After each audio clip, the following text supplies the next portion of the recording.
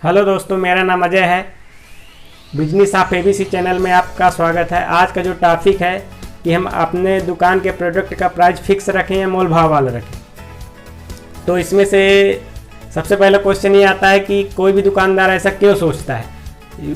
कोई भी दुकानदार ऐसा इसलिए सोचता है, जब भी उसके दुकान से कोई भी कस्टमर जब लौट के जाता है तो उसके मन में कहीं ना कहीं ये लगता है कि अगर मैं इसका रेट अगर थोड़ा सा ज़्यादा बताया होता और बाद में कम कर दिया होता तो शायद ये मेरे से कस्टमर कहीं ना कहीं प्रोडक्ट को ख़रीद लेता और जो भी मेरा थोड़ा बहुत प्रॉफिट है वो बढ़ जाता। लेकिन अगर इस क्वेश्चन का अगर 100% आप समाधान चाहते हैं तो आपको अपनी दुकान का रेट हमेशा फिक्स ही रखना चाहिए। इसके फिक्स यदि आप अपनी दुकान का रेट फिक्स रखते हैं तो दो चीज़ों का हमेशा ध्यान रखें। पहली बात, आपकी क्वालिटी अच्छी होनी चाहिए। दूसरी बात, आप कम से कम मार्जिन लेके ही उसका रेट फिक्स करें।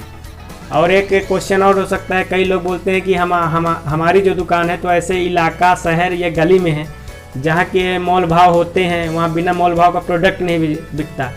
तो इसका आंसर ये है कि आपने अपनी दुकान की इमेज कहीं ना कहीं ऐसी बना के रखी है मोल भाव वाली, या कि आप अगर बहुत सारे कस्टमर ऐसे कंप्लेन करते हैं तो एक रीज़न ये भी हो सकता है कि आप अपने प्रोडक्ट का रेट कहीं ना कहीं ज़्यादा रखे हैं।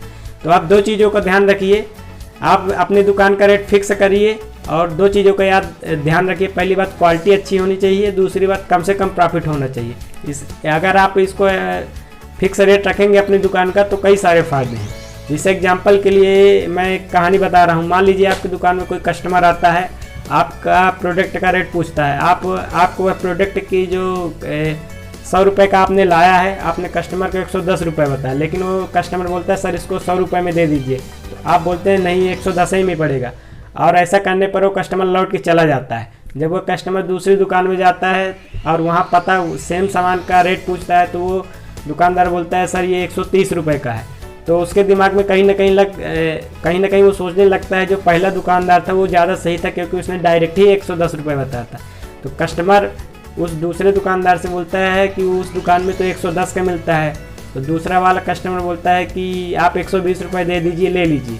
और कहीं ना कहीं थोड़ा सा मोल भाव करने के बाद वो दूसरा दुकानदार 110 रुपये में दे देता है और वो कस्टमर लेके चला जाता है। लेकिन जब वो जाता है तो कहीं ना कहीं उसके दिमाग में ये बात ये होती है कि यार जो पहला दुकानदार था वो तो पहले से ही सही रेट बताया था और मोल भाव भी नहीं किया था। जब भी उस कस्टमर को अगली बार आप प्रोडक्ट की ज़रूरत पड़ेगी तो आपके ही दुकान में आएगा। आपकी दुकान में आने के उसके पास कई रीज़न हो सकते हैं। ये पहली बात ये है कि आपका रेट फिक्स है और आप अच्छे प्रोडक्ट बेच रहे हैं, तो मतलब उसको ये लगेगा कहीं ना कहीं पहले आपकी दुकान का इमेज काफ़ी अच्छा है। दूसरा फ़ायदा आपको यह रहेगा कि जब वो कस्टमर आपसे सामान लेके जाएगा तो दूसरे कस्टमर को भी यही बताएगा कि आप उस दुकान में चले जाओ, सही रेट मिलता है, मोल भाव नहीं होता। तो फ्री में आपकी एडवर्टाइजिंग हो जाएगी।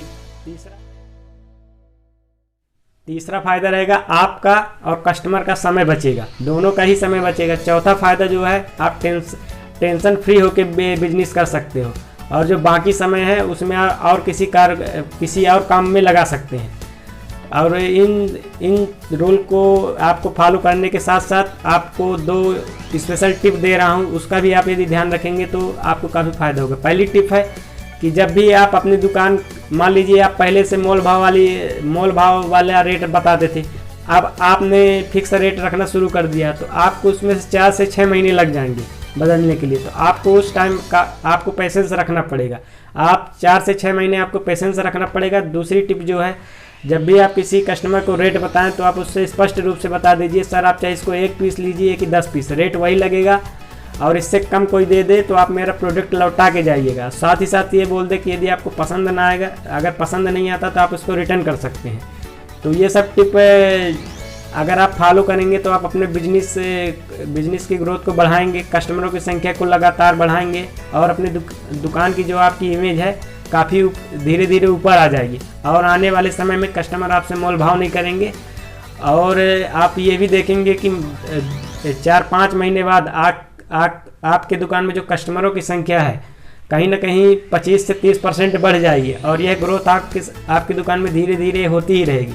तो ये थे मेरे द्वारा बताए गए कुछ टिप्स। यदि आपको ये वीडियो अच्छा लगा हो तो आप इसे लाइक, शेयर और सब्सक्राइब कर सकते हैं। आपने इतना समय दिया, थैंक यू वेरी मच।